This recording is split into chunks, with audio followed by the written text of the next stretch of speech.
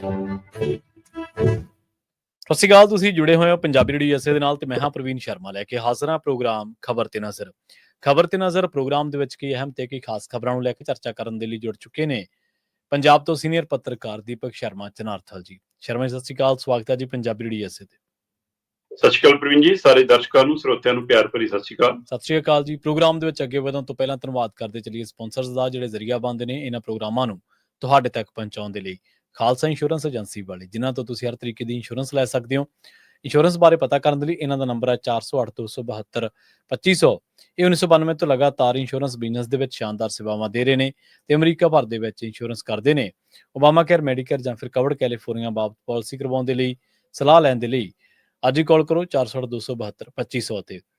ਟਰਕੀਅਨ immigration ਲਾ firm ਵਾਲੇ ਜੇ ਟਰਕੀਅਨ ਟੋਨੀ ਟਰਕੀਅਨਾਂ ਦੇ ਨਾਲ ਤੁਸੀਂ US ਇਮੀਗ੍ਰੇਸ਼ਨ ਬਾਬਤ ਕੋਈ ਵੀ ਸਲਾਹ ਕਰਨੀ ਹੈ, ਕੋਈ ਵੀ ਸਵਾਲ ਪੁੱਛਣਾ ਤੇ ਇਹਨਾਂ ਦਾ ਨੰਬਰ ਹੈ 4159090503। Gurdeep Singh Birdi Clovis, Mandeep Singh, Sandeep Kaur San Jose, Jind Kaur, Anayat Kaur Bakersfield, Mahinder Singh, Mahinder Kaur Mattu Yuba City, Amrik Singh Atwal, Jarnail Singh Yuba City, Jarnail Singh Seattle ਤੋਂ। ਇਹਨਾਂ ਸਾਰੇ ਹੀ ਸਪਾਂਸਰਸ ਦਾ ਬਹੁਤ-ਬਹੁਤ ਧੰਨਵਾਦ। ਤੇ ਜੇਕਰ ਤੁਸੀਂ ਵੀ ਪੰਜਾਬੀ ਰੇਡੀਓ USA ਦੇ ਇਹਨਾਂ ਪ੍ਰੋਗਰਾਮਾਂ ਨੂੰ ਸਪਾਂਸਰ ਕਰਨਾ ਚਾਹੁੰਦੇ ਹੋ ਤਾਂ ਸਟੂਡੀਓ ਦਾ ਨੰਬਰ ਹੈ 4082722500। ਅੱਜ ਦਾ ਇਹ ਖਬਰ ਤੇ ਨਜ਼ਰ ਪ੍ਰੋਗਰਾਮ ਸਾਲ 2025 ਦੀ 20 ਜਨਵਰੀ ਦਾ ਪ੍ਰੋਗਰਾਮ ਹੈ ਤੇ ਦਿਨ ਅੱਜ ਸੋਮਵਾਰ ਹੈ। ਖਬਰਾਂ ਦੀ ਸ਼ੁਰੂਆਤ ਕਰੀਏ ਇਸ ਵੇਲੇ ਦੀ ਵੱਡੀ ਪੰਥਕ ਹਲਚਲ ਤੋਂ। ਸ਼ਰਮਾ ਜੀ, ਜਥੇਦਾਰ ਸਾਹਿਬ ਨੇ ਧਾਮੀ ਤੇ ਵਡਾਲਾ, ਇਹ ਦੋ ਆਗੂ ਮੁੜ ਤੋਂ ਤਲਬ ਕਰ ਲਏ ਆ ਜੀ। ਹਾਂ ਬਿਲਕੁਲ ਜੀ, ਆਪਾਂ ਇਹਨਾਂ ਨੂੰ ਕਹਿ ਸਕਦੇ ਹਾਂ ਕਿ ਇੱਕ ਤਰ੍ਹਾਂ ਨਾਲ ਤਲਬ ਕੀਤਾ ਜਾਂ ਗੱਲਬਾਤ ਲਈ ਬੁਲਾਇਆ ਜਾਂ ਸੱਦ ਲਏ ਜੀ।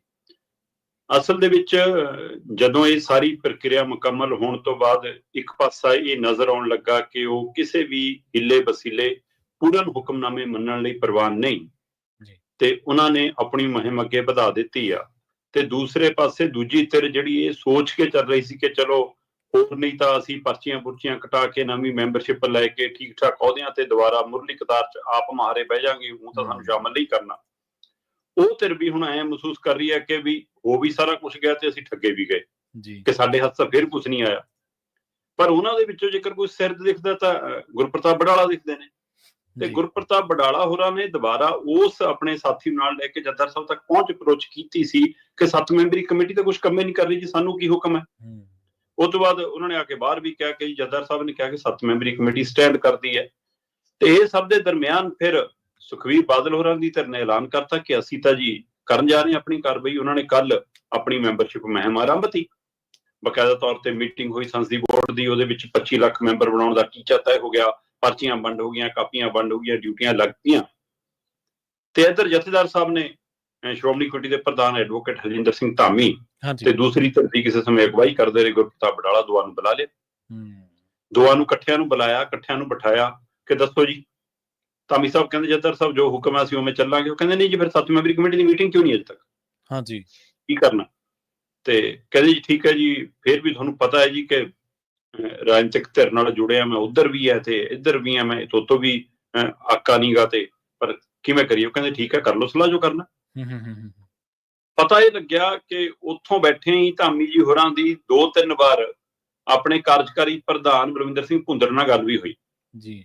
ਤੇ ਕਹਿੰਦੇ ਭੁੰਦੜ ਸਾਹਿਬ ਨੇ ਕਿਹਾ ਕਿ ਧਾਮੀ ਸਾਹਿਬ ਤੁਸੀਂ ਸ਼੍ਰੋਮਣੀ ਕਮੇਟੀ ਦੇ ਪ੍ਰਧਾਨ ਹੋ, ਵਕੀਲ ਹੋ, ਸਿਆਣੇ ਹੋ, ਲੈ ਲਓ ਫੈਸਲਾ ਜੋ ਲੈਣਾ। ਮਤਲਬ ਧਾਮੀ ਸਾਹਿਬ ਦਾ ਹੀ ਸਿਰ ਫਸਾਇਆ ਜਾ ਰਿਹਾ। ਪਤਾ ਧਾਮੀ ਸਾਹਿਬ ਨੂੰ ਹੈ ਕਿ ਮੈਂ ਜੇ ਫੈਸਲਾ ਲੈ ਲਿਆ ਫਿਰ ਮੰਨਣਾ ਵੀ ਨਹੀਂ ਇਹਨਾਂ ਨੇ। ਤੇ ਲੈ ਦੇ ਕੇ ਉੱਥੋਂ ਨਿਰਦੇਸ਼ ਦੇ ਕੇ ਭੇਜਿਆ ਕਿ ਭਾਈ ਤੁਸੀਂ ਇੱਕ ਸੁਰ ਹੋ ਕੇ ਅੱਗੇ ਵਧੋ। ਤੇ ਕਹਿੰਦੇ ਸ਼੍ਰੋਮਣੀ ਕਮੇਟੀ ਦੇ ਪ੍ਰਧਾਨ ਨੇ ਇੱਕ ਦਿਨ ਮੰਗਿਆ, ਨਹੀਂ ਤਾਂ ਅੱਜ ਜਦੋਂ ਆਪਾਂ ਗੱਲ ਕਰ ਰਹੇ ਹਾਂ ਉਸ ਸਮੇਂ ਅੱਜ SGPC ਦੇ ਬਾਦਲ ਧਿਰ ਦੇ ਮੈਂਬਰਾਂ ਦੀ ਬੈਠਕ ਹੋਣੀ ਸੀ। ਹੁਣ ਉਸ ਬੈਠਕ ਨੂੰ ਇੱਕ ਦਿਨ ਅੱਗੇ ਪਾਇਆ ਗਿਆ। ਉਹ ਬੈਠਕ ਹੁਣ ਕੱਲ ਨੂੰ ਹੋਏਗੀ। ਸੋ ਇਹ ਸਭ ਦੇ ਦਰਮਿਆਨ ਕੀ ਸੁਖਬੀਰ ਬਾਦਲ, ਬਲਵਿੰਦਰ ਭੁੰਦੜ, ਦਲਜੀਤ ਚੀਮਾ ਹੋਰਾਂ ਨੂੰ ਮਨਾਉਣ ਚ, ਸਮਝਾਉਣ ਚ ਧਾਮੀ ਸਾਹਿਬ ਕਾਮਯਾਬ ਹੋ ਜਾਣਗੇ, ਜਾਂ ਜਿਹੜੀ ਗੱਲ ਲਈ ਪਹਿਲਾਂ ਧਾਮੀ ਔਰ ਭੁੰਦੜ ਹੋਰੀ ਤਿਆਰ ਸੀਗੇ ਉਸ ਗੱਲ ਲਈ ਹੁਣ ਸੁਖਬੀਰ ਬਾਦਲ ਵਾਲੀ ਧਿਰ ਵੀ ਆ ਗਈ ਹੈ। ਕੱਲ ਦਲਜੀਤ ਸਿੰਘ ਚੀਮਾ ਪ੍ਰੈਸ ਕਾਨਫਰੰਸ ਕਰਕੇ ਕਹਿ ਰਹੇ ਸੀਗੇ ਕਿ ਕੋਈ ਗੱਲ ਨਹੀਂ, ਜਿਹੜਾ ਵੀ ਆਉਣਾ ਚਾਹਵੇ ਮੈਂਬਰਸ਼ਿਪ ਲੈ ਸਕਦਾ, ਸਾਰੇ ਆ ਜਾਣ। ਸੋ ਪਤਾ ਲੱਗ ਰਿਹਾ ਕਿ ਬਡਾਲਾ ਤੱਕ ਬਾਦਲ ਧਿਰ ਨੇ ਪਹੁੰਚ ਵੀ ਕੀਤੀ ਹੈ ਕਿ ਆਜੋ ਬਡਾਲਾ ਸਾਹਿਬ, ਤੁਹਾਡੀ ਵੀ ਡਿਊਟੀ ਲਾ ਦੇਣੀ ਜਿਵੇਂ ਧਾਮੀ ਸਾਹਿਬ ਦੀ ਲਾਈ ਆ। ਇੱਕ ਮਹੱਲਾ ਸ਼ਹਿਰ ਪਿੰਡ ਤੁਹਾਨੂੰ ਵੀ ਦੇ ਦਾਂਗੇ, ਤੁਸੀਂ ਨਵੇੜੋ ਮਸਲਾ। ਇਹ ਕਿਉਂ ਐਵੇਂ 7 ਮੈਂਬਰੀ ਕਮੇਟੀ ਵਾਲਾ ਮੁੱਦਾ ਬਣਾਇਆ ਹੁਣ ਜੀ। ਪਰ ਕੀ ਇਕੱਲੇ ਬਡਾਲਾ ਦੇ ਆਉਣ ਨਾਲ ਮਸਲਾ ਹੱਲ ਹੋ ਜਾਏਗਾ, ਜਾਂ ਅਕਾਲੀ ਦਲ ਦੇ ਹਵਾਲੇ ਨਾਲ ਆਪਾਂ ਲਗਾਤਾਰ ਜਿਹੜੇ ਪਹਿਲੂ ਤੇ ਗੱਲ ਕਰਦੇ ਰਹੇ ਹਾਂ ਕਿ ਉਹ ਲੀਕ ਖਿੱਚ ਲਈ ਆ ਜਾਣਕਾਰੀ ਇਹ ਮਿਲ ਰਹੀ ਹੈ ਕਿ ਅੱਜ ਵੀ ਸੁਖਬੀਰ ਬਾਦਲ ਵਾਲੀ ਧਿਰ ਇਸ ਗੱਲ ਤੇ ਸਟੈਂਡ ਕਰਦੀ ਹੈ ਕਿ ਸਾਰਿਆਂ ਨੂੰ ਲੈ ਲਾਂਗੇ ਜਿਹੜੇ ਗਏ ਨੇ, ਸਾਰੇ ਆ ਜਾਣ, ਸਵਾਗਤ ਹੈ, ਪਰ ਨਹੀਂ ਲੈਣਾ ਤਾਂ ਕਹਿੰਦੇ ਜੀ ਕਿ ਚਰਨਜੀਤ ਬਰਾੜ ਨਹੀਂ ਲੈਣਾ, ਨਹੀਂ ਲੈਣਾ ਤਾਂ ਬੀਬੀ ਜਗੀਰ ਕੌਰ ਨਹੀਂ ਲੈਣੀ, ਨਹੀਂ ਲੈਣਾ ਤਾਂ ਪ੍ਰੇਮ ਸਿੰਘ ਚੰਦੂਮਾਜਰਾ ਨਹੀਂ ਲੈਣਾ। ਠੀਕ ਹੈ। ਸੋ ਇੱਕ ਪਾਸੇ ਮੈਂਬਰਸ਼ਿਪ ਮੁਹਿੰਮ ਸ਼ੁਰੂ ਹੋ ਗਈ ਆ, ਦੂਏ ਪਾਸੇ ਸ਼੍ਰੋਮਣੀ ਕਮੇਟੀ ਦੇ ਪ੍ਰਧਾਨ ਨੂੰ ਹਦਾਇਤ ਹੋਈ ਆ। ਸੋ ਕੱਲ੍ਹ ਵਾਲੀ ਬੈਠਕ ਕਾਫੀ ਕੁਝ ਤੈਅ ਕਰੂਗੀ ਤੇ ਇਹ ਸਭ ਦੇ ਦਰਮਿਆਨ ਇੱਕ ਵਾਰ ਫਿਰ ਜਥੇਦਾਰ ਕੰਨੀਓ ਸਾਰਿਆਂ ਵੱਲੋਂ ਦੇਖਿਆ ਜਾ ਰਿਹਾ। ਪਰ ਸੁਖਬੀਰ ਬਾਦਲ ਵਾਲੀ ਧਿਰ ਹੁਣ ਸਾਰੇ ਮਸਲੇ ਪਰਾਂ ਰੱਖ ਕੇ ਗਾਂਹ ਵੱਧ ਗਈ ਆ ਤੇ ਉਹਨਾਂ ਨੇ ਆਪਣੀ ਮੈਂਬਰਸ਼ਿਪ ਮੁਹਿੰਮ ਸ਼ੁਰੂ ਕਰ ਦਿੱਤੀ ਆ। ਪ੍ਰਵੀਨ ਜੀ, ਚਿੱਟਾ ਸਪਸ਼ਟ ਕੰਧ ਤੇ ਲਿਖਿਆ ਪੜ੍ਹ ਹੋ ਰਿਹਾ ਕਿ ਭਾਈ 20 ਜਨਵਰੀ ਤੋਂ ਲੈ ਕੇ 25 ਫਰਵਰੀ ਤੱਕ ਇਹਨਾਂ ਦੀ ਮੈਂਬਰਸ਼ਿਪ ਮੁਹਿੰਮ ਚੱਲੂਗੀ। 1 ਮਾਰਚ ਨੂੰ ਪ੍ਰਧਾਨ ਚੁਣਿਆ ਜਾਊਗਾ। ਕੌਣ ਬਣਨਾ ਪ੍ਰਧਾਨ ਇਹ ਸਭ ਨੂੰ ਪਤਾ ਹੀ ਹੈ। ਸਹੀ ਹੈ। ਤੋ ਪ੍ਰਧਾਨ ਕਿਹਨੇ ਬਣਨਾ ਇਹ ਸਾਰਿਆਂ ਨੂੰ ਸਪਸ਼ਟ ਹੈ ਕਿ ਹਾਂ ਸੁਖਬੀਰ ਬਾਦਲ ਤੋਂ ਬਾਅਦ ਤਾਂ ਕੁਝ ਆ ਹੀ ਨਹੀਂ ਸਕਦਾ। ਪਰ ਜਿਹੜੇ ਕੱਲ ਪਰਚੀਆਂ ਲੈ ਕੇ ਗਏ, ਕਾਪੀਆਂ ਲੈ ਕੇ ਗਏ, ਜਿਨ੍ਹਾਂ ਨੇ ਮੈਂਬਰਸ਼ਿਪ ਮੁਹਿੰਮ ਸ਼ੁਰੂ ਕੀਤੀ, ਜਿਹੜੇ ਸੁਖਬੀਰ ਬਾਦਲ ਨਾਲ ਹੀ ਖੜੇ ਨੇ ਉਹਨਾਂ ਨਾਲ ਹੀ ਖੜੇ ਰਹਿਣਗੇ। ਉਹ ਵੀ ਕੱਲ ਇਹ ਕਹਿੰਦੇ ਗੱਲ ਕਰਦੇ ਸੁਣੇ ਗਏ ਕਿ ਜੇ ਅਕਾਲ ਤਖਤ ਸਾਹਿਬ ਦੇ ਹੁਕਮਾਂ ਅਨੁਸਾਰ ਅੱਗੇ ਵਧੇ ਹੁੰਦੇ, ਲੈ ਅੱਜ ਆਪਾਂ ਬਾਗੋ ਬਾਗ ਹੋ ਕੇ ਜਾਂਦੇ ਮੈਂਬਰਸ਼ਿਪ ਕੱਟਣ। ਉਹਨਾਂ ਨੇ ਵੀ ਕਿਹਾ ਕਿ ਹੋਰ ਨਹੀਂ ਕਿਹਨੇ ਬਣ ਜਾਣਾ ਸੀਗਾ, ਤਾਂ ਵੀ ਲੈ ਦੇ ਕੇ ਤੁਹਾਡੇ ਕੋਲੇ ਸਾਰਾ ਕੁਝ ਸੀਗਾ, ਤੁਸੀਂ ਬਣੇ ਜਾਣਾ ਸੀ। ਪਰ ਖੁੱਲ ਕੇ ਮੂੰਹ ਤੇ ਕੌਣ ਕਹੇ, ਹੈ ਨਾ, ਕੌਣ ਕਹਿ ਕੇ ਰਾਣੀ ਅੱਗਾ ਟੱਕ ਤੋਂ, ਇਹ ਸਵਾਲ ਵੱਡਾ। ਸਹੀ ਸੀ, ਬਿਲਕੁਲ ਸਹੀ ਕਿਹਾ ਤੁਸੀਂ। ਅਗਲੀ ਖਬਰ ਦੇ ਵੱਲ ਵਧੀਏ ਤੇ ਗੱਲ ਕਰੀਏ ਕਿਸਾਨ ਆਗੂ ਜਗਜੀਤ ਸਿੰਘ ਡੱਲੇਵਾਲ ਦੇ ਬਾਰੇ। ਲੰਘੇ ਦਿਨੀ ਉਹਨਾਂ ਦਾ ਜਿਹੜਾ ਕੇਂਦਰ ਦਾ ਪ੍ਰਪੋਜ਼ਲ ਸੀਗਾ ਉਹਦੇ ਤੇ ਖਾਸੀ ਚਰਚਾ ਹੋਈ ਸੀ। ਸ਼ਰਮਾ ਜੀ, ਡ੍ਰਿਪ ਤਾਂ ਲੱਗੀ ਪਰ ਕਹਿੰਦੇ ਕਿ ਸਵਾਲ ਵੱਡਾ ਇਹ ਹੋ ਗਿਆ ਕਿ ਡੱਲੇਵਾਲ ਦੀ ਜਾਨ ਵੀ ਬਚ ਜੂਗੀ।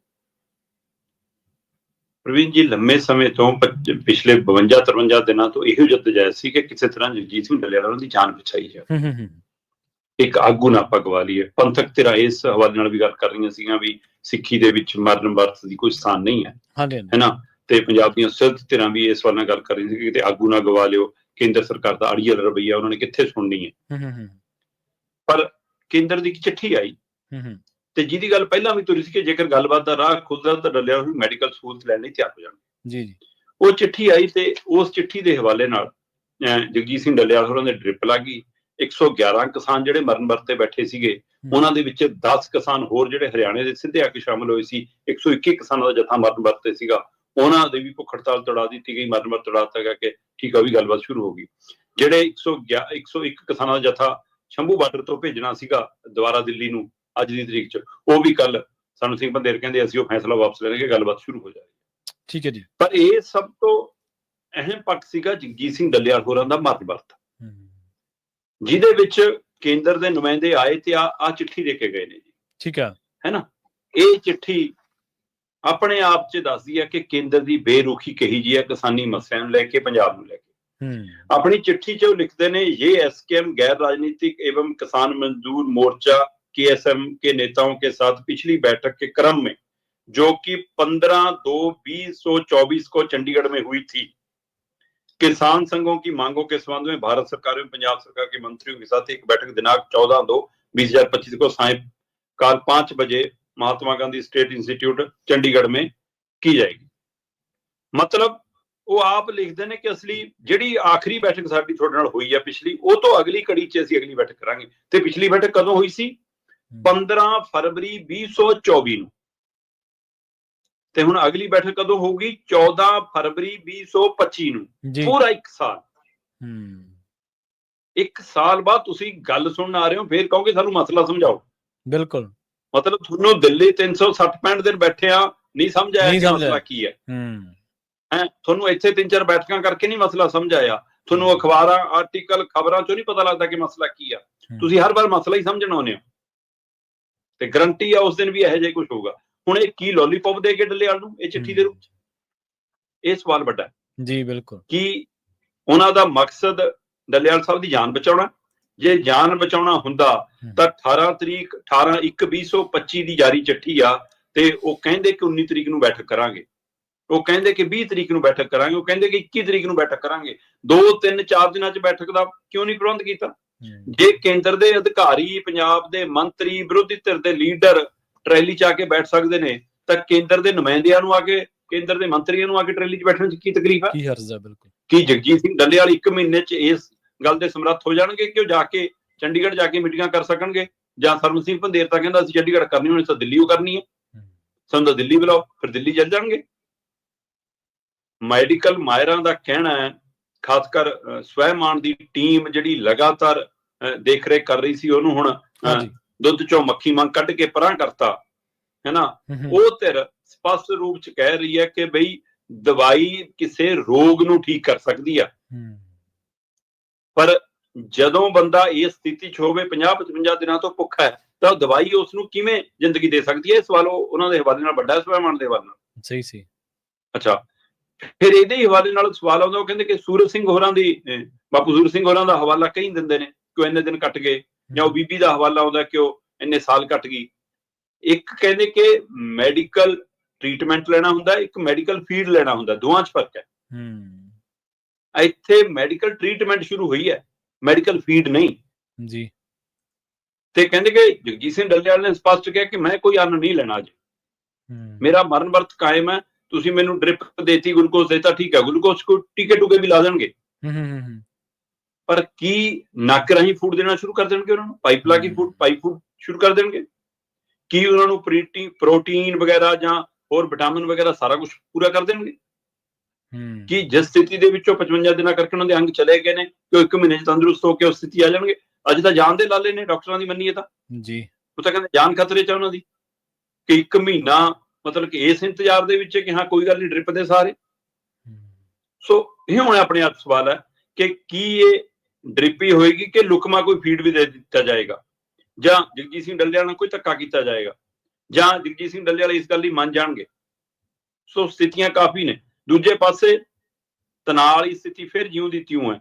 ਜਿਹੜੇ ਮੋਗੇ ਤੋਂ ਮਹਾ ਰੈਲੀ ਕਰਕੇ ਐਸਕੇਐਮ ਨੇੜੇ ਆਇਆ ਸੀ, ਉਹ ਐਸਕੇਐਮ ਨਾਲ 3-4 ਬੈਠਕਾਂ ਹੋ ਕੇ ਵੀ ਗੱਲ ਸਿਰੇ ਨਹੀਂ ਚੜੀ। ਜੋ ਆਇਆ ਸੀ ਤਾਂ ਉਹ ਇਸੇ ਮਰਨ ਵਰਤ ਦਾ ਦਬਾਅ ਸੀ। ਜੇਕਰ ਮਤਲਬ ਕਿ ਆ ਸਾਰੀ ਸਥਿਤੀ ਬਣੀ ਹੈ, ਚਾਹੇ ਉਹ ਪੰਜਾਬ ਦੇ ਲੀਡਰਸ਼ਿਪ ਜਾਣ ਲੱਗੇ ਹੈ ਨਾ, ਅੰਦੋਲਨ ਤਾਂ 13 ਫਰਵਰੀ ਤੋਂ ਚੱਲਦਾ, ਅੰਦੋਲਨ ਤਾਂ 11 ਮਹੀਨੇ ਹੋਲੇ ਪਹਿਲਾਂ ਨਹੀਂ ਆ ਗਏ ਇਹ, ਜਦੋਂ ਮਰਨ ਵਰਤ ਸ਼ੁਰੂ ਹੋਏ ਤਾਂ ਹੀ ਆਉਣੇ ਸ਼ੁਰੂ ਹੋਏ। ਜੇ ਕੇਂਦਰ ਵੀ ਆ ਸੱਚੀ ਝੂਠੀ ਚਿੱਠੀ ਲੈ ਕੇ ਵੀ ਆਇਆ ਤਾਂ ਵੀ ਉਸੇ ਮਰਨ ਵਰਤ ਦੇ ਦਬਾਅ 'ਚ ਆਇਆ। ਸੋ ਕੀ ਹੁਣ ਇਸ ਗੱਲ ਨੂੰ ਮਹੀਨੇ ਦਾ ਵਕਫਾ ਪਾ ਕੇ ਕਿਤੇ ਅੰਦੋਲਨ ਨੂੰ ਕਮਜ਼ੋਰ ਤਾਂ ਨਹੀਂ ਕਰ ਲਿਆ, ਕਿ ਤੁਰੰਤ ਦਬਾਅ ਬਣਾਇਆ ਜਾ ਸਕਦਾ ਸੀ ਕਿ ਅੱਜ ਹੀ ਗੱਲ ਕਰੋ, ਕੱਲ ਨੂੰ ਹੀ ਗੱਲ ਕਰੋ? ਇਹਨੂੰ ਲੈ ਕੇ ਵੀ ਮੰਥਨ ਜਾਰੀ ਹੈ। ਤੇ ਕੁਝ ਤਰ੍ਹਾਂ ਇਹ ਕਹਿ ਰਹੀਆਂ ਨੇ ਕਿ ਜਿਹੜਾ ਖਨੌਰੀ ਔਰ ਸ਼ੰਭੂ ਦੇ ਵਿੱਚ ਆਪਸੀ ਤਣਾਅ ਹੈ, ਆਪਸੀ ਖਿੱਚੋਤਾਣ ਹੈ, ਉਹ ਵੀ ਗੱਲ ਕਿਸੇ ਤਣ ਪੱਤਰ ਨਹੀਂ ਲੱਗਣ ਦੇ ਰਿਹਾ। ਤੇ ਪਰ ਹੁਣ 1 ਮਹੀਨੇ ਦਾ ਵਕਫਾ ਤੇ ਜਗਜੀਤ ਸਿੰਘ ਡੱਲੇਵਾਲ ਦੀ ਮੈਡੀਕਲ ਫੀਡ ਦੇ ਨਾਲ ਇਹ ਗੱਲ ਪਹੁੰਚਾਉਣੀ ਕਿ ਹੁਣ ਕੁਝ ਨਹੀਂ ਹੁੰਦਾ, ਉਹਦੇ ਨਾਲ ਅੰਦੋਲਨ ਪ੍ਰਤੀ ਲੋਕਾਂ ਦਾ ਰੁਖ ਅਣਦੇਖੀ ਵਾਲਾ ਹੋ ਜਾਣਾ, ਕਿਤੇ ਨਾ ਕਿਤੇ ਇਹ ਸਥਿਤੀ ਵੀ ਬਾਚੀ ਜਾ ਰਹੀ ਹੈ। ਸੋ ਕਈ ਤਰ੍ਹਾਂ ਦੇ ਮੁੱਦੇ ਨੇ। 1 ਮਹੀਨਾ ਇੰਤਜ਼ਾਰ ਰਹੇਗਾ ਤੇ ਪਰ ਜਗਜੀਤ ਸਿੰਘ ਡੱਲੇਵਾਲ ਹੋਰਾਂ ਦੀ ਜਾਨ ਬਚੀ ਰਹੇ, ਇਹ ਵੱਡਾ ਸਵਾਲ ਅਜੇ ਵੀ ਖੜਾ ਹੈ। ਕੁਝ ਆਗੂਆਂ ਦੀ ਜ਼ੁਬਾਨੀ ਇਹ ਵੀ ਲੱਗਿਆ ਸ਼ਰਮਾ ਜੀ ਕਿ ਉਹ ਇਸ ਗੱਲਬਾਤ ਦੇ ਸੱਦੇ ਨੂੰ ਚੜਾਇਆ, ਉਹਨੂੰ ਇੱਕ ਜਿੱਤ ਦੇ ਵਜੋਂ ਵੀ ਪ੍ਰਚਾਰ ਰਹੇ ਨੇ ਕਿ ਇਹ ਇੱਕ ਬਹੁਤ ਵੱਡੀ ਪ੍ਰਾਪਤੀ ਹੈ। ਗੱਲਬਾਤ ਦਾ ਸੱਦਾ ਹੀ ਤੁਹਾਨੂੰ ਹੁਣ ਪ੍ਰਾਪਤੀ ਲੱਗਣ ਲੱਗ ਪਿਆ। ਮਤਲਬ ਤੁਸੀਂ ਇੰਨਾ ਲੰਮਾ ਸਮਾਂ ਹੋ ਗਿਆ ਤੁਹਾਨੂੰ ਅੰਦੋਲਨ ਲੜਦਿਆਂ ਨੂੰ, ਇੱਕ ਅੰਦੋਲਨ ਤਾਂ ਤੁਸੀਂ ਜਿੱਤੀ ਬੈਠੇ ਆ 2020 ਵਾਲਾ, 21 ਵਾਲਾ, ਪਰ ਹੁਣ ਤੁਹਾਡੀ ਗੱਲਬਾਤ, ਤੁਹਾਡੀ ਨੈਗੋਸੀਏਸ਼ਨ ਇਸ ਮੋੜ ਤੇ ਆ ਚੁੱਕੀ ਹੈ ਕਿ ਗੱਲਬਾਤ ਦਾ ਸੱਦਾ ਵੀ ਤੁਹਾਨੂੰ ਇਹ ਲੱਗਦਾ ਕਿ ਇੱਕ ਬਹੁਤ ਵੱਡੀ ਪ੍ਰਾਪਤੀ ਹੈ ਜੀ। ਅਗਲੀ ਗੱਲ ਕਰੀਏ, ਗੁਆਂਢੀ ਸੂਬੇ ਹਰਿਆਣਾ ਦਾ ਰੁਖ ਕਰੀਏ। ਉੱਥੇ ਚੋਣਾਂ ਹੋਈਆਂ ਨੇ, ਉਹਨਾਂ ਚੋਣਾਂ ਦੇ ਵਿੱਚ ਕਈ ਜਿਹੜੇ ਚਿਹਰੇ ਨੇ ਆਪਣੇ ਆਪ ਨੂੰ ਕਹਿੰਦੇ ਘਾਉਂਦੇ, ਉਹਨਾਂ ਦੀ ਜਿਹੜੀ ਕੰਪੇਨ ਸੀ, ਉਹਨਾਂ ਦੀ ਜਿਹੜੀ ਜਿੱਤ ਸੀ, ਉਹ ਰੁਲ ਗਈ ਆ, ਮੁੱਦੇ ਮੂੰਹ ਡਿੱਗੇ ਨੇ ਹੋਏ ਇਹਨਾਂ ਚੋਣਾਂ ਦੇ ਵਿੱਚ। ਝਿੰਡਾ ਗਰੁੱਪ ਦੀ ਕਹਿੰਦੇ ਝੰਡੀ ਆ ਹਰਿਆਣਾ ਗੁਰਦੁਆਰਾ ਪ੍ਰਬੰਧਕ ਕਮੇਟੀ ਦੀਆਂ ਚੋਣਾਂ 'ਚ। ਪ੍ਰਵੀਨ ਜੀ, ਕਿਸੇ ਸਮੇਂ ਝਿੰਡਾ ਨਲਵੀ ਹੋਰਾਂ ਨੇ ਇਹ ਲੜਾਈ ਲੜ ਕੇ ਹਰਿਆਣੇ 'ਚ ਵੱਖਰੀ ਕਮੇਟੀ ਦੀ ਹੋਂਦ ਪੈਦਾ ਕੀਤੀ। ਬਿਲਕੁਲ ਜੀ, ਬਿਲਕੁਲ। ਕਿਉਂਕਿ ਬਾਦਲਾਂ ਨੇ ਜਿਵੇਂ ਉਹਨਾਂ ਦੀ ਅਣਦੇਖੀ ਕੀਤੀ ਸੀ, ਐਸਜੀਪੀਸੀ ਉਹਦੀ ਅਣਦੇਖੀ ਹੁੰਦੀ ਸੀ, ਉਹਦੇ ਰੋਸੇ 'ਚ ਹੋਇਆ ਜਿਹੜਾ ਸਰਕਾਰਾਂ ਨੂੰ ਸੂਟ ਕਰ ਗਿਆ। ਸਹੀ। ਇਹ ਸੋਚਣ ਦੀ ਲੋੜ ਹੈ ਕਿ ਪਹਿਲਾਂ ਦਿੱਲੀ ਇਹਨਾਂ ਦੇ ਹੱਥੋਂ ਗਈ, ਹੁਣ ਹਰਿਆਣਾ ਗਿਆ, ਤੇ ਇਹਦਾ ਮਤਲਬ ਖਤਰਾ ਇੱਥੇ ਵਾਲੀ ਦਾ ਵੀ ਪੈਦਾ ਹੋ ਗਿਆ। ਬਿਲਕੁਲ ਸਹੀ ਹੈ ਜੀ। ਪਰ ਜਿਹੜੀ ਸਥਿਤੀ 'ਚ ਝਿੰਡਾ ਹੋਰਾਂ ਨੂੰ ਲੱਗਦਾ ਸੀਗਾ, ਉਹ ਸਥਿਤੀ ਝਿੰਡਾ ਹੋਰੀ ਵੀ ਨਹੀਂ ਆਏ। ਹਰਿਆਣੇ ਦੇ ਵਿੱਚ ਹਰਿਆਣਾ ਗੁਰਦੁਆਰਾ ਪ੍ਰਬੰਧਕ ਕਮੇਟੀ ਚੋਣਾਂ ਲਈ 40 ਸੀਟਾਂ ਨੇ ਜੀ। 40 ਚੋਂ 1 ਦੇ ਉੱਤੇ ਬਿਨਾਂ ਮੁਕਾਬਲਾ ਜਿੱਤ ਹੋਏ ਤੇ 39 ਤੇ ਵੋਟਾਂ ਪਾਈਆਂ। 39 ਦੇ ਵਿੱਚੋਂ 20-22 ਆਜ਼ਾਦ ਲੈ ਗਏ, ਜਿਹੜੇ ਕਿਸੇ ਧਿਰ ਦੇ ਨਹੀਂ। ਝਿੰਡਾ ਹੋਰੀ ਮੇਰਾ ਖਿਆਲ 10 ਜਾਂ 11 ਸੀਟਾਂ ਲੈ ਗਏ, ਤੇ ਇਹਦਾ ਮਤਲਬ ਸਪਸ਼ਟ ਬਹੁਮਤ ਕਿਸੇ ਕੋਲ ਨਹੀਂ। ਪਰ ਜੇਕਰ ਸਪਸ਼ਟ ਬਹੁਮਤ ਨਹੀਂ ਤਾਂ ਇਹ ਲੱਗਦਾ ਕਿ ਲੋਕਾਂ ਨੇ ਸਾਰੀਆਂ ਧਿਰਾਂ ਨਕਾਰਤੀਆਂ। ਇਹ ਵੀ ਨਹੀਂ ਹੈਗਾ, ਤਾਂ ਇੱਕ ਪੱਖ ਹੋਰ ਵੀ ਹੈਗਾ। ਉੱਥੇ ਰਾਜਨੀਤਿਕ ਪਾਰਟੀਆਂ ਦੇ ਬੈਨਰ ਥੱਲੇ ਚੋਣਾਂ ਨਹੀਂ ਲੜੀਆਂ ਜਾ ਸਕਦੀਆਂ, ਇਸ ਲਈ ਆਪਣੇ ਆਪਣੇ ਥੜੇ ਬਣਾਏ, ਆਪਣੀ ਆਪਣੀ ਸੰਸਥਾਵਾਂ ਬਣਾਈਆਂ, ਜਿਹਦੇ ਵਿੱਚੋਂ ਨਲਵੀ ਹੋਰੀ ਵੀ ਲੜੇ ਤੇ ਨਲਵੀ ਹੋਰਾਂ ਦੇ ਹਿੱਸੇ ਵੀ 3 ਸੀਟਾਂ ਹੀ ਆਈਆਂ, ਜਿਹਦੇ ਵਿੱਚ ਸੁਖਬੀਰ ਬਾਦਲ ਹੋਰਾਂ ਦੀ ਧਿਰ ਚੁਟਾਲਿਆਂ ਦੇ ਸਹਿਯੋਗ ਨਾਲ ਲੜੀ ਹਰਿਆਣਾ ਸਿੱਖ ਪੰਥਕ ਦਲ ਦੇ ਨਾਂ ਦੇ ਹੇਠ, ਉਹਨਾਂ ਕੋਲ ਵੀ 5-6 ਸੀਟਾਂ ਹੀ ਮਿਲੀਆਂ। ਤੇ ਪਰ ਇੱਕ ਅਹਿਮ ਧਿਰ ਸੀ ਜਿਹੜੀ ਮਨੋਹਰ ਲਾਲ ਖੱਟਰ ਤੋਂ ਲੈ ਕੇ ਸੈਣੀ ਤੱਕ ਦੇ ਸਹਿਯੋਗ ਨਾਲ ਤੁਰੀ ਆ ਰਹੀ ਸੀ, ਬਲਜੀਤ ਸਿੰਘ ਦਾਦੂਵਾਲ ਵਾਲੀ, ਉਹ ਧਿਰ ਦੀ ਫੱਟੀ ਪੋਚੀ ਗਈ ਲਗਭਗ। ਦਾਦੂਵਾਲ ਖੁਦ ਵੱਡੇ ਮਾਰਜਨ ਨਾਲ ਹਾਰ ਗਏ ਨੇ। ਸੋ ਇੱਕ ਤਰ੍ਹਾਂ ਨਾਲ ਹਰਿਆਣਾ ਦੇ ਸਿੱਖ ਭਾਈਚਾਰੇ ਨੇ ਵੀ ਬੀਜੇਪੀ ਦੀ ਮਤਲਬ ਕਿ ਈਨ ਮੰਨਣੋਂ ਸਪਸ਼ਟ ਕਰਤਾ ਕਿ ਤੁਹਾਡੇ ਨਾਲ ਨਹੀਂ ਜਾ ਸਕਦੇ, ਹੋਰ ਜਿਹਦੇ ਮਰਜ਼ੀ ਨਾਲ ਜਾ ਸਕਦੇ। ਸਹੀ ਹੈ ਨਾ? ਸਹੀ ਹੈ। ਪਰ ਕਿਤੇ ਨਾ ਕਿਤੇ ਝਿੰਡਾ ਨਲਵੀ ਹੋਰੀ ਵੀ ਕਿਸੇ ਸਮੇਂ ਭੁਪਿੰਦਰ ਹੁੱਡਾ ਦੇ ਨੇੜੇ ਸੀ, ਇਸ ਲਈ ਸਪਸ਼ਟ ਰੂਪ ਚ ਉਹਨਾਂ ਨੂੰ ਵੀ ਕੁਝ ਨਹੀਂ ਮਿਲਿਆ, ਉਹਦੇ ਨਾਲੋਂ ਆਜ਼ਾਦ ਵੱਧ ਲੈ ਗਏ।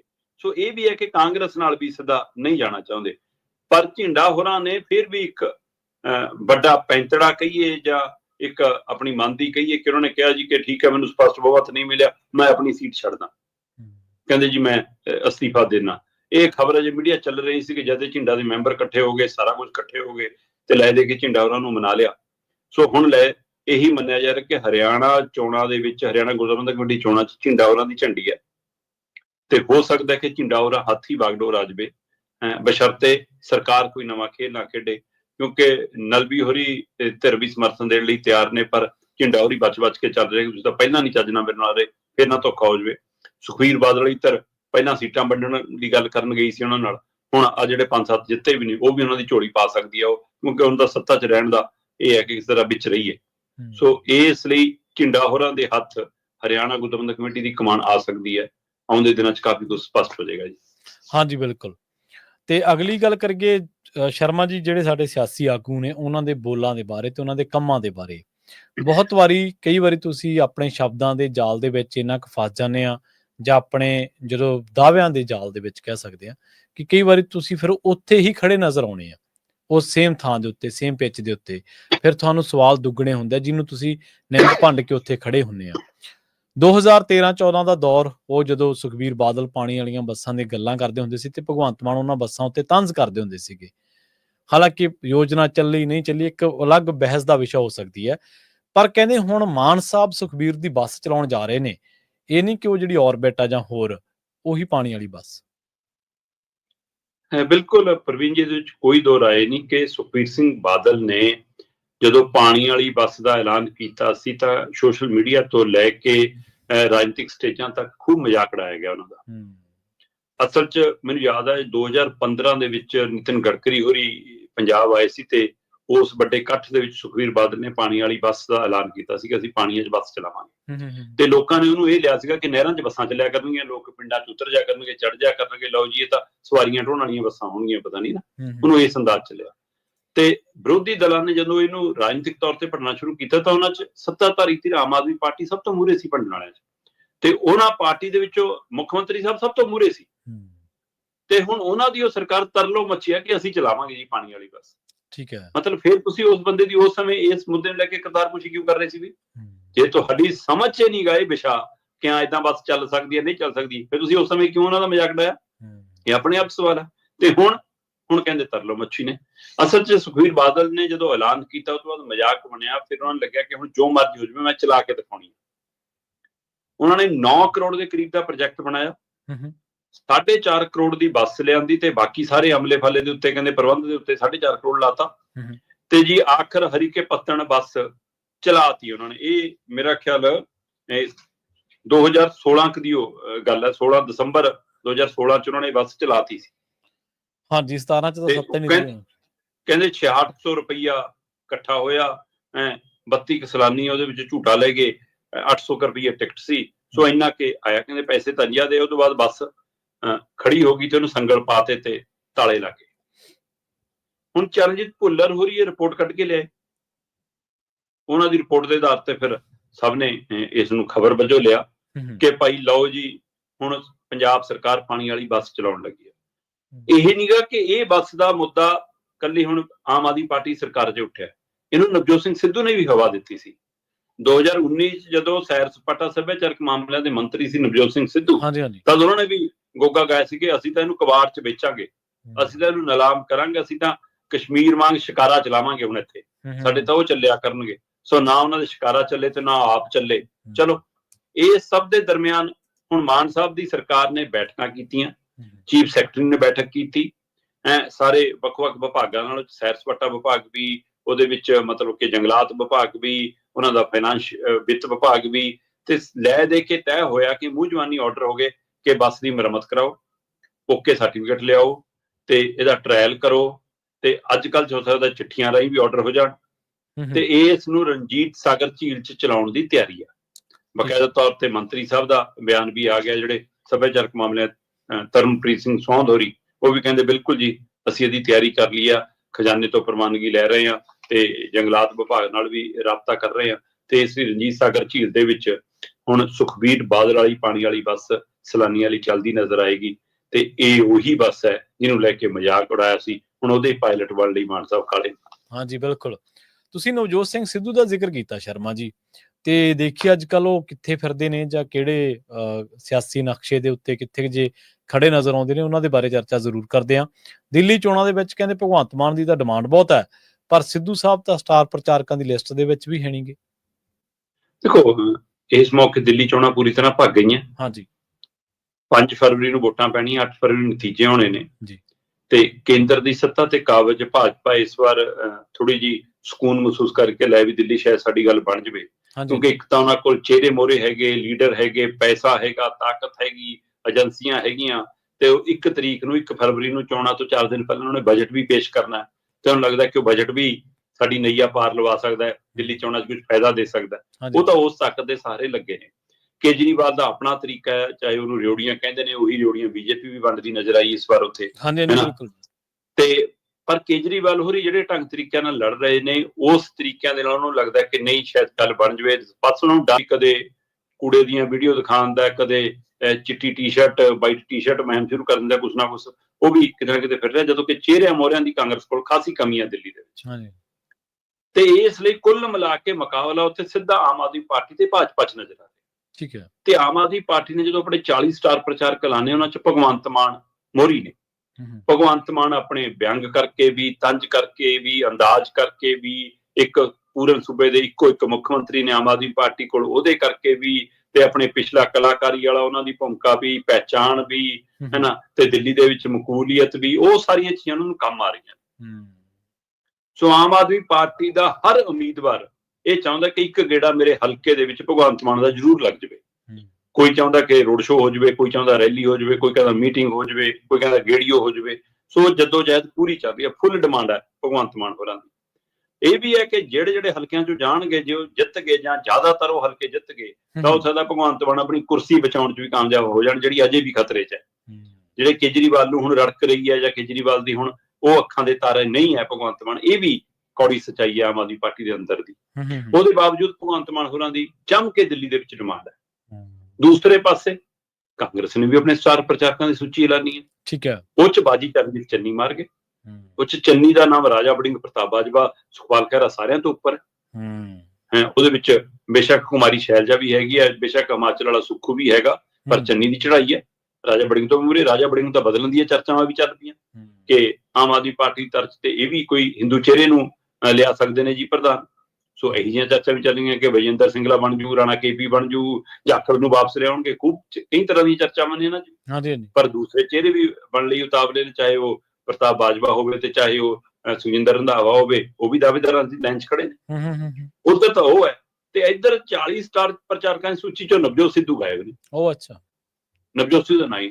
ਨਵਜੋਤ ਸਿੱਧੂ ਵੈਸੇ ਲੰਮੇ ਸਮੇਂ ਤੋਂ ਆਪਣੀ ਪਤਨੀ ਦੀ ਬਿਮਾਰੀ ਕਰਕੇ, ਪਰਿਵਾਰਕ ਮਸਲੇ ਕਰਕੇ ਵੀ ਦੂਰ ਰਹੇ, ਪਰ ਉਹ ਰੂਟੀਨ ਦੇ ਵਿੱਚ ਵੀ ਤੁਸੀਂ ਉਹਨਾਂ ਨੂੰ ਕਦੇ ਝਾਤ ਮਾਰ ਕੇ ਦੇਖਿਓ, ਉਹ 2-4 ਦਿਨਾਂ ਲਈ ਸਰਗਰਮ ਹੁੰਦੇ ਨੇ, ਫਿਰ 5-6 ਮਹੀਨਿਆਂ ਲਈ ਕੋਪ ਭਵਨ 'ਚ ਚਲੇ ਜਾਂਦੇ ਨੇ, ਫਿਰ ਆਉਂਦੇ ਨੇ, ਫਿਰ ਕੋਈ ਟੋਟਕਾ ਛੱਡ ਕੇ ਕੋਈ ਪ੍ਰੈਸ ਕਾਨਫਰੰਸ ਕਰਕੇ, ਹੁਣ ਵੀ ਪਿਛਲੇ ਦਿਨਾਂ 'ਚ ਪ੍ਰਗਟ ਹੋਏ, ਪਤੰਗ ਜਾ ਡਾਲਿਆ, ਕੰਜ ਕੱਸ ਲਏ, ਪ੍ਰਿਅੰਕਾ ਨੂੰ ਗੁਲਦਸਤਾ ਜਾ ਦੇ ਆਏ, ਉਹ ਤੋਂ ਬਾਅਦ ਫਿਰ ਹੁਣ ਪਤਾ ਨਹੀਂ ਕਿੱਥੇ। ਸੋ ਉਹ ਖੁਦ ਕਾਂਗਰਸ ਤੋਂ ਦੂਰ ਹੋਏ ਸੀ, ਹੁਣ ਮੈਨੂੰ ਲੱਗਦਾ ਕਾਂਗਰਸ ਨੇ ਉਹਨੂੰ ਦੂਰ ਕਰਤਾ। ਦਿੱਲੀ ਦੇ ਸਟਾਰ ਪ੍ਰਚਾਰਕ, ਕਾਂਗਰਸੀਆਂ ਦੀ ਸਟਾਰ ਪ੍ਰਚਾਰਕ ਦੀ ਸੂਚੀ 'ਚ ਨਵਜੋਤ ਸਿੱਧੂ ਦਾ ਨਾਮ ਨਹੀਂ ਹੈ।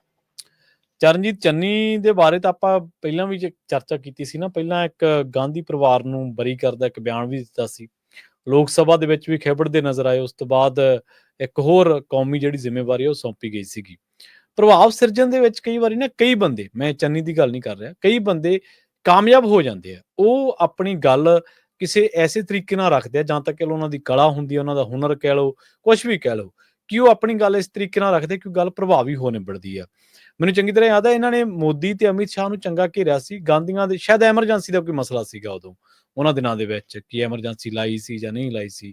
ਸੋ ਉਹ ਇਹਦੇ ਉੱਤੇ, ਸੋ ਫਿਰ ਉਹਨਾਂ ਚੀਜ਼ਾਂ ਦਾ ਜਿਹੜਾ ਉਹ ਪੇ ਬੈਕ ਤਾਂ ਉਹਨਾਂ ਨੇ ਕਹਿਣਾ, ਜਾਂ ਕਹਿ ਲਓ ਸਿਲਾ ਤਾਂ ਉਹਨਾਂ ਦਾ ਮਿਲਣਾ ਹੀ ਸੀ ਨਾ। ਤੇ ਸਿੱਧੂ ਸਾਹਿਬ ਬਾਰੇ ਤਾਂ ਤੁਸੀਂ ਬਹੁਤ ਬਿਹਤਰ ਤਰੀਕੇ ਨਾਲ ਦੱਸ ਦਿੱਤਾ ਵੀ ਆਉਂਦੇ ਨੇ, ਉਸ ਤੋਂ ਬਾਅਦ ਚਲੇ ਜਾਂਦੇ ਨੇ ਬਸ। 5 ਮਹੀਨਿਆਂ ਦੀ ਗੈਰ ਹਾਜ਼ਰੀ ਤੋਂ ਬਾਅਦ 5 ਮਿੰਟਾਂ ਦੀ ਹਾਜ਼ਰੀ ਕੀ ਕਰੂਗੀ ਸ਼ਰਮਾ ਜੀ, ਤੁਸੀਂ ਆਪ ਸਿਆਣੇ ਆ। ਕੀ ਕਰੋਗੇ, ਬਿਲਕੁਲ ਸਿਆਸਤ 'ਚ ਏਦਾਂ ਦੀ ਹਾਜ਼ਰੀ ਨਹੀਂ ਚੱਲਦੀ ਆ। ਨਹੀਂ ਚੱਲਦੀ। ਬਹੁਤ ਬਹੁਤ ਧੰਨਵਾਦ ਸ਼ਰਮਾ ਜੀ ਤੁਹਾਡਾ ਇਹਨਾਂ ਖਾਸ ਖਬਰਾਂ ਤੇ ਖਾਸ ਜਾਣਕਾਰੀਆਂ ਦੇ ਲਈ। ਬਹੁਤ ਸ਼ੁਕਰੀਆ ਜੀ। ਪ੍ਰੋਗਰਾਮ ਖਬਰ ਤੇ ਨਜ਼ਰ ਨੂੰ ਆਪਾਂ ਇੱਥੇ ਹੀ ਸਮਾਪਤ ਕਰਾਂਗੇ। ਤੁਹਾਡਾ ਸਾਰਿਆਂ ਦਾ ਵੀ ਬਹੁਤ ਧੰਨਵਾਦ। ਸਤਿ ਸ਼੍ਰੀ ਅਕਾਲ। ਜੁੜੇ ਰਹੋ ਪੰਜਾਬੀ ਰੇਡੀਓ USA ਦੇ ਨਾਲ।